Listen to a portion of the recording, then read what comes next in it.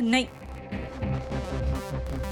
देखो लक्ष्मी, अब रोना नहीं।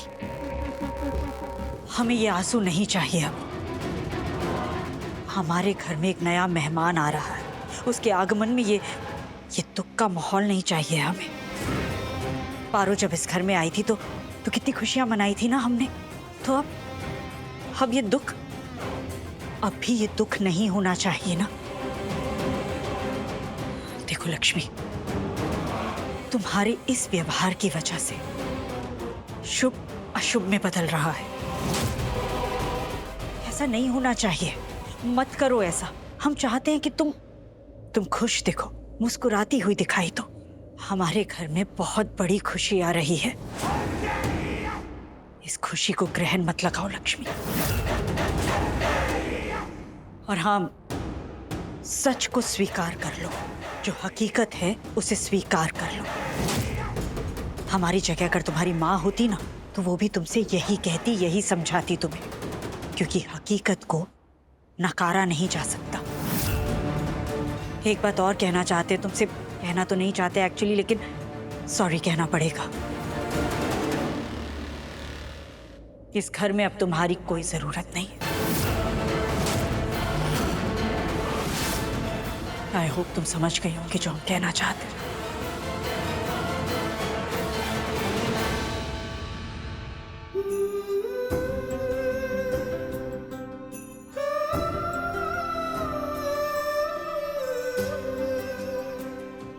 बताइए पार्टी किस खुशी में? अरे सब बताऊंगी, पहले कुछ खा तो लो दोनों। अब राकेश, प्लीज इन्हें कहीं बिठा दो और कुछ खाने के लिए भी दे दो। तुम लोग एंजॉय करो, मैं आ रही हूँ।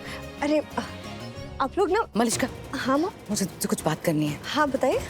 यहाँ नहीं, इधर आओ। अरे मॉम अभी नहीं, अभी मेरी फैमिली से दूर मत करो। गेस्ट है ना, मैं उन्हें अटेंड कर रही हूँ। अरे बाद में मिल लेना, कैसे ये ज्यादा जरूरी है। पर मॉम मलिष्का चलो ना, मैं कर रही हूँ। आप केयरफुल बताइए ना, क्या बात हो गई ऐसी? मलिष्का बहुत जरूरी बात है तुम्हारे आने वाले फ्यूचर के लिए। हाँ तो बोलो। मलिष्का अभी तक तो सब सही जा रहा है, बिल्कुल वैसा ही हो रहा जैसे हमने प्लान किया था, लेकिन अब हमें और कोशिश करनी है। मतलब मैं कुछ समझ नहीं पा रही हूँ। मलिष्का मतलब ये कि अब हमें ऐसे हालात पैदा करने हैं कि सारी दुनिया तुम्हें ऋषि के होने वाले बच्चे की माँ की तरह ट्रीट करे। यहाँ तक कि ऋषि भी, और दिल से, उसे दिल से ऐसा लगना चाहिए कि तुम उसके बच्चे की होने वाली माँ हो। मलिष्का देखो, आधी जंग तो तुम जीत चुकी हो, ऋषि को और पूरे घर वालों को ये बताकर कि तुम प्रेग्नेंट हो। बस अब ऋषि का तुम्हारे साथ इमोशनली कनेक्टेड होना बहुत जरूरी है। उसे ऐसा फील होना चाहिए कि वो तुम्हारे साथ है, तुम्हारे लिए है, तुम्हारी जगह उसकी लाइफ में बहुत इंपॉर्टेंट है। और फिर जब ऋषि तुम्हारे साथ दिल से कनेक्टेड हो जाएगा ना, फिर मैं अपना फाइनल प्लान शुरू करूंगी। Final plan? आप क्या करने वाले हो मॉम? फिर मैं एक ऐसा इंसान सेट करूंगी जो तुम्हारी और ऋषि की सही शादी, आई मीन लीगल शादी का प्रपोजल रखेगा। और वो जरूरी भी है मलिष्का, तुम इन घर वालों को एक चिराग दे रही हो। बस फिर तुम बची हुई जंग भी जीत जाओगी। यू आर राइट मॉम, शुरू करते हैं अब हम ये। और अब मुझे जीतने से कोई नहीं रोक सकता, कोई भी नहीं। मलिष्का तुम ठीक नहीं कर रही हो। क्यों, क्या किया मैंने? जो भी तुम कर रही हो ना और करने जा रही हो, सब गलत कर रही हो, सब मिक्स कर दे रही हो। हम मैं कुछ भी मिक्स नहीं कर रही हूँ। मलिष्का तुम कर रही हो, बस तुम्हें पता नहीं चल रहा है, यू नॉट गेटिंग इट। ये आप क्या बोल रहे हो?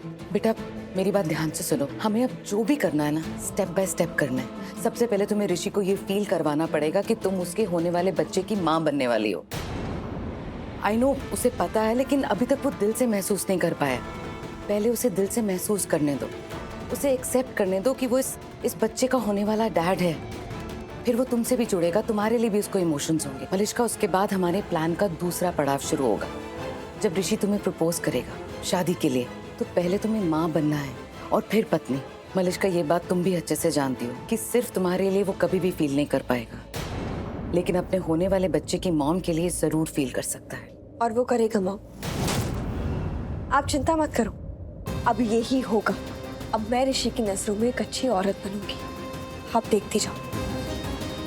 वो इस बच्चे से प्यार करेगा और इस बच्चे की माँ से भी प्यार करेगा। आप देखती जाओ कैसे उसका नजरिया बदलता है मेरी तरफ। मैं ऐसा कुछ करूंगी जिससे ऋषि का नजरिया भी बदलेगा और उसकी सोच भी। हम श्योर बेटा, मुझे पूरा यकीन है तुम ये कर पाओगी। Just do all the best. I will.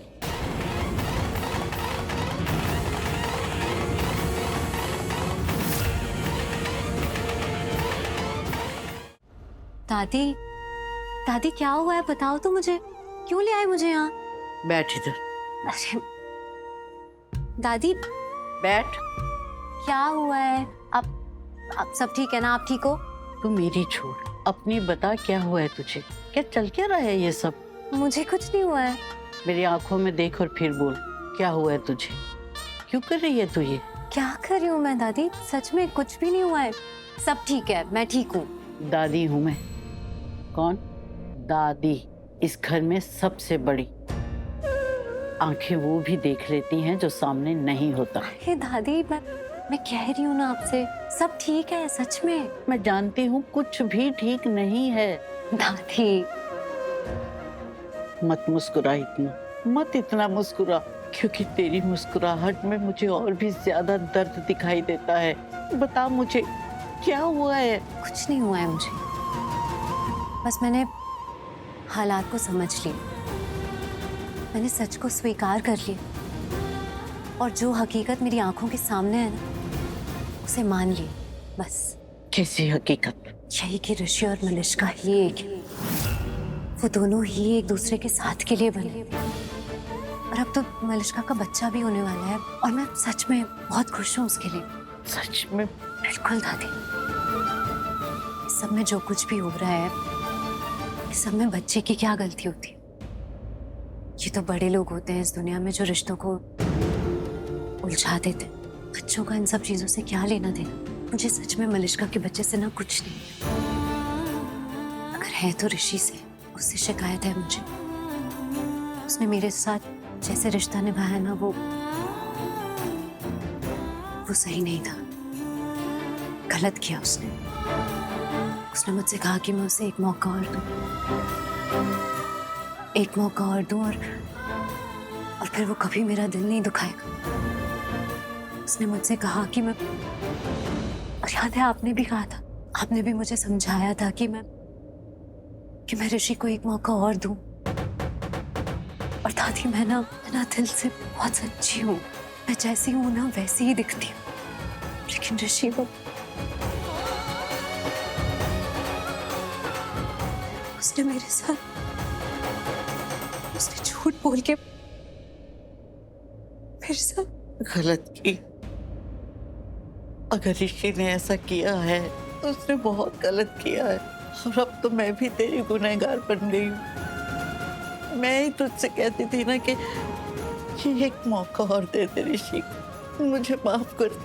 दादी मुझे माफ कर दे पुत्र, मेरे लिए भी और ऋषि के लिए भी माफ कर दे। दादी प्लीज आप ऐसे मत करो।